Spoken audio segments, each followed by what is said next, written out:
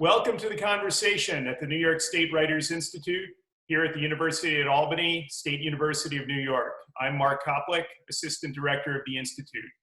We're excited to be here today with our friend, Ronald M. Berger. Ron has just published his first novel, The Gorge, a thriller set in the Adirondack Mountains of New York State, and specifically in and around the Hudson River Gorge, a 12-mile canyon featuring steep cliffs, numerous rapids, and waterfalls. It's so different from the flat gray river that passes by Albany. The Gorge is a compulsively readable book, and it's informed and inspired by Ron's own experiences as a licensed whitewater rafting guide on the Hudson River from 1992 to 1997. Ron taught English history and gender studies at the University of Albany from 1992 to 2012. He received his Ph.D. in British history from the University of Wisconsin-Madison and has an MFA in creative writing from the Vermont College of Fine Arts. His earlier book is a historical monograph, The Most Necessary Luxuries, the Mercer's Company of Coventry, 1550 to 1680, published by Penn State University Press. The book explains how English guilds adapted to their declining place in society and the impact of bubonic plague on medieval cities. Ron is also a veteran of the free community writers workshops offered over the years by the New York State Writers Institute, where he studied with major authors James Lasdon and Lydia Davis. Hi, Ron. It's good to see you. Good morning, Mark. So, Ron, what inspired you to become a rafting guide? Well, to tell you the truth, it was a terrible accident.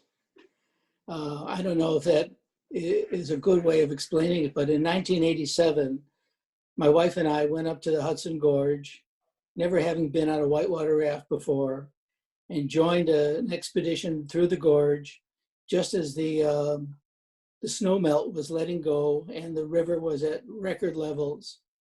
Anyway, we were fine until we got to a place called Mile Long Rapid, which is I'll go into a little bit later. And the guide made a mistake. We got caught in a recirc called Big Nasty. Do you want me to describe that to you? Sure. Well, it's not a whirlpool, but water flowing over a rock creates a hole, quote, hole in the river as big as that rock. So if the rock's the size of a Volkswagen and you land in it, you're stuck. And one by one, the river dragged everybody out of the boat, the guide, 4 other passengers, but I was able to help my wife and I stay in the raft until we got pushed out by another raft. Well, I know most people would say, that's enough of that for me, but I got immensely intrigued by the fact that people could guide boats through whitewater rivers like the Hudson Gorge. So I took a few canoe courses and some river rescue courses.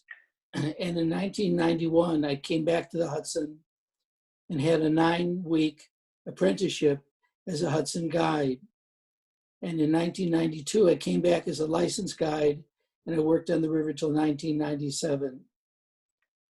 So that's the story of a misadventure that turned into a real lifelong adventure.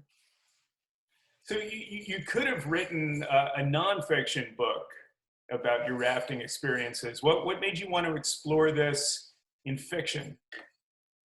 Well, I tried writing a memoir and it just didn't work. So I went back to the river several times and I walked along its banks with friends in various places. And I said, this would be a terrific place for a thriller. And so I went back to a publisher and to an editor, and they were kind of interested in the story. And a friend of mine who's a poet, Sidney Lee, at the Vermont College of Fine Arts said, why don't you write something kind of compulsively commercial about it and see how that turned out? And 5 years later, voila, The Gorge. So what do you like about thriller writing? And how is it different from other writing that you've done? Well, it's first of all, I made the transition between writing history to fiction and nonfiction. It took me a couple of years. And then I read I read some thrillers and I thought this would be an exciting place to have a protagonist and an antagonist combat themselves in the river. And I turned myself into a criminologist, and I turned the antagonist into an eco-terrorist, and we have ourselves a thriller taking place in the gorge, which I'm really familiar with. So short sentences, simple language, we see a lot of that, in thrillers. What attracts you about that, and would you like to see more of that in academic writing? Well, of course, historians should spend more time studying, their prose. But when you write a thriller, you have a very focused goal. And the book I wrote doesn't have a lot of time reflection because my protagonist is on the river trying to solve these problems. And he couldn't do it and go, I have to reflect on this.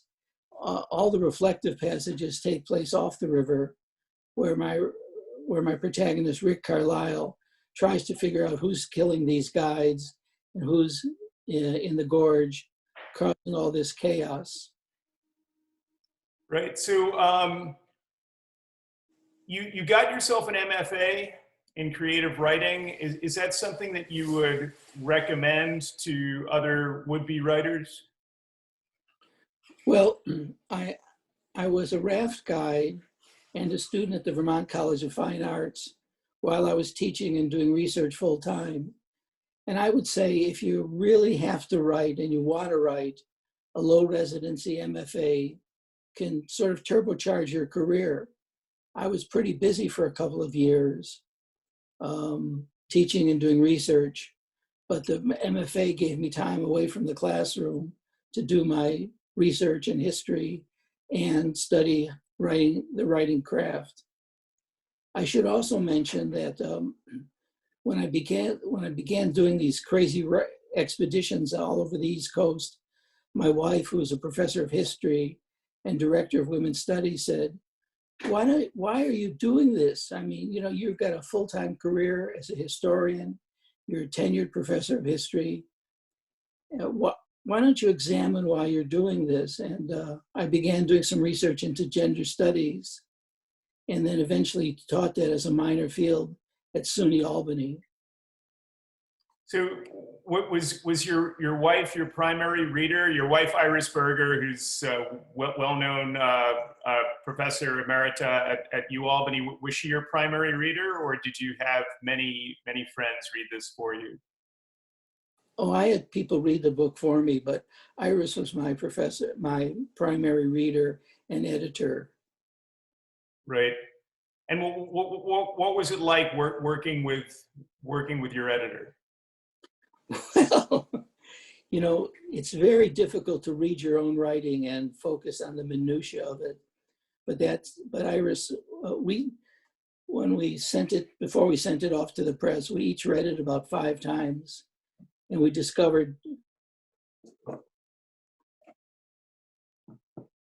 There you go. Am I back? Yeah, you're back. And we discovered each had different approaches to the editing process. I was concerned with voice and conflict and the flow of the language, and she was very good at finding the grammatical and linguistic errors in the manuscript. But our marriage survived. And at least so far it has.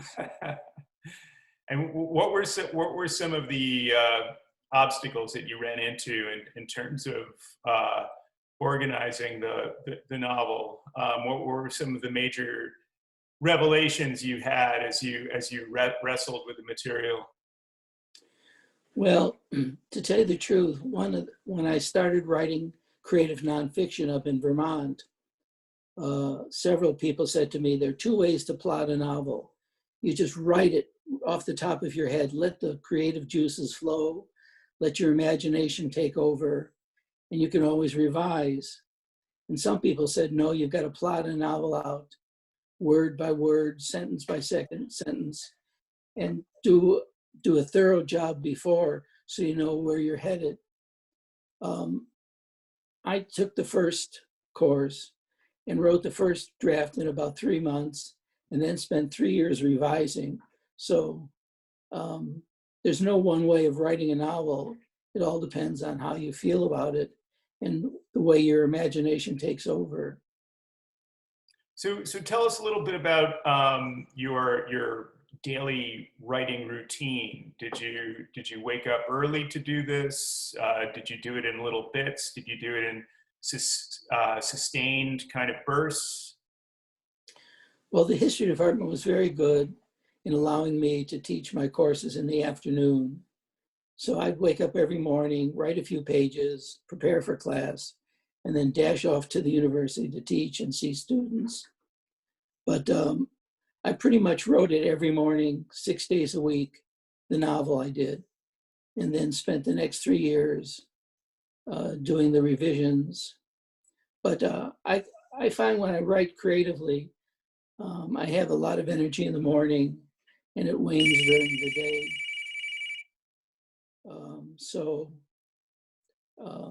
That's the way it did it. And then when I was doing my MFA, I had the same schedule. I took classes in the morning.